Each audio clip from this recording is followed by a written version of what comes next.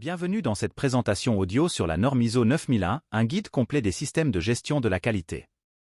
Cette norme internationale définit les critères pour établir, mettre en œuvre, maintenir et améliorer continuellement un système de gestion de la qualité efficace au sein d'une organisation.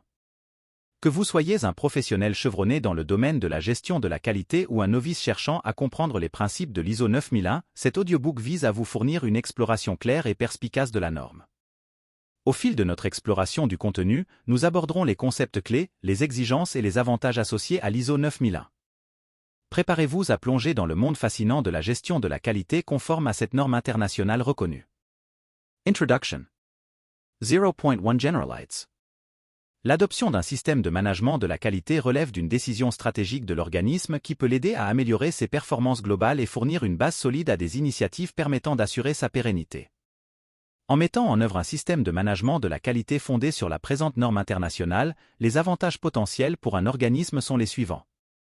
A. Aptitude à fournir en permanence des produits et des services conformes aux exigences du client et aux exigences légales et réglementaires applicables. B. Plus grandes opportunités d'amélioration de la satisfaction du client. C. Prise en compte des risques et opportunités associés au contexte et aux objectifs de l'organisme. D. Aptitude à démontrer la conformité aux exigences spécifiées du système de management de la qualité.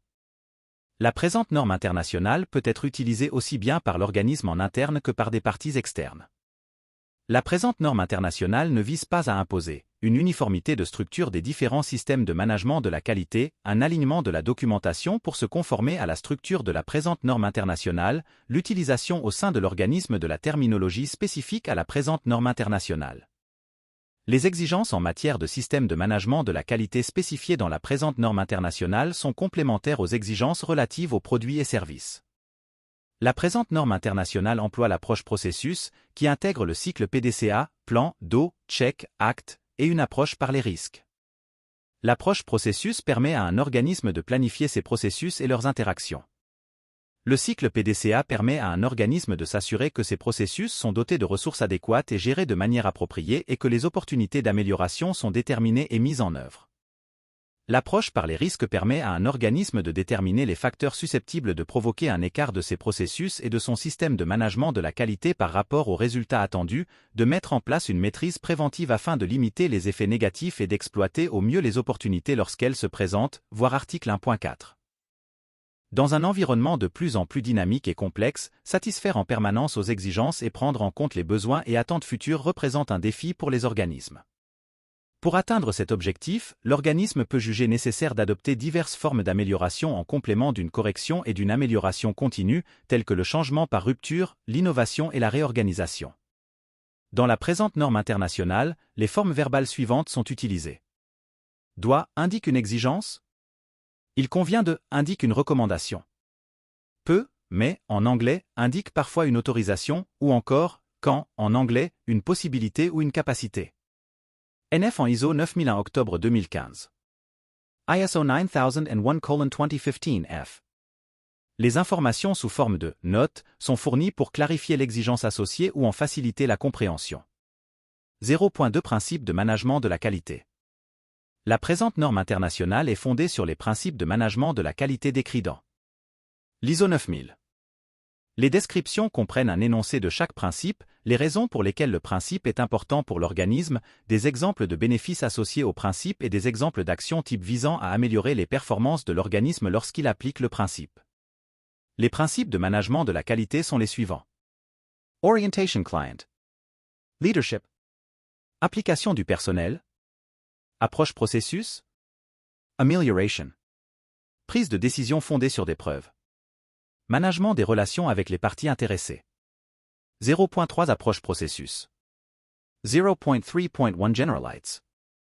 La présente norme internationale promeut l'adoption d'une approche processus lors du développement, de la mise en œuvre et de l'amélioration de l'efficacité d'un système de management de la qualité afin d'accroître la satisfaction des clients par le respect de leurs exigences.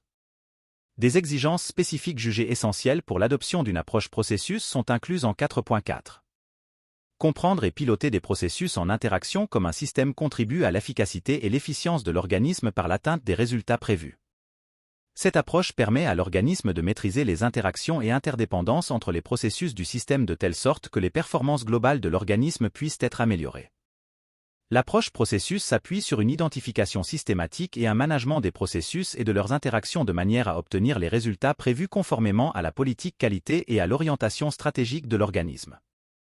Le management des processus et du système dans son ensemble peut être réalisé en appliquant le cycle PDCA, voire 0.3.2, en lui intégrant globalement une approche s'appuyant sur les risques, voire 0.3.3, visant à tirer profit des opportunités et à prévenir et limiter les résultats indésirables. L'application de l'approche processus dans le cadre d'un système de management de la qualité permet a. La compréhension et la satisfaction en permanence des exigences. B. La prise en compte des processus en termes de valeur ajoutée. C. L'obtention d'une performance effective des processus.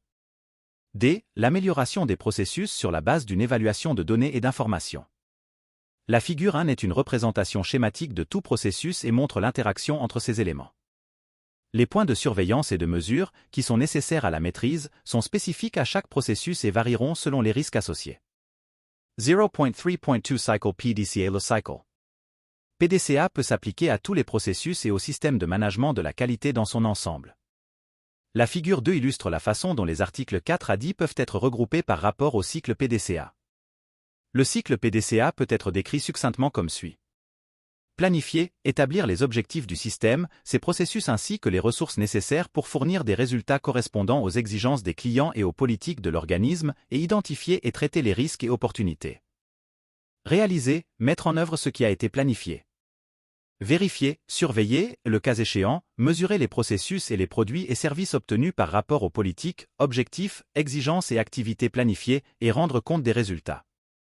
Agir, entreprendre les actions pour améliorer les performances en tant que de besoin. 0.3.3 Approche par les risques. L'approche par les risques, voire article A.4, est essentielle à l'obtention d'un système de management de la qualité efficace. Le concept d'approche par les risques qui comprend, par exemple, la mise en œuvre d'une action préventive pour éliminer des non-conformités potentielles, l'analyse de toute non-conformité se produisant et la mise en œuvre des actions appropriées adaptées aux effets de la non-conformité visant à éviter sa réapparition, était implicite dans les éditions précédentes de la présente norme internationale. Pour se conformer aux exigences de la présente norme internationale, un organisme doit planifier et mettre en œuvre des actions face aux risques et opportunités. La prise en compte à la fois des risques et des opportunités sert de base pour améliorer l'efficacité du système de management de la qualité, obtenir de meilleurs résultats et prévenir les effets négatifs.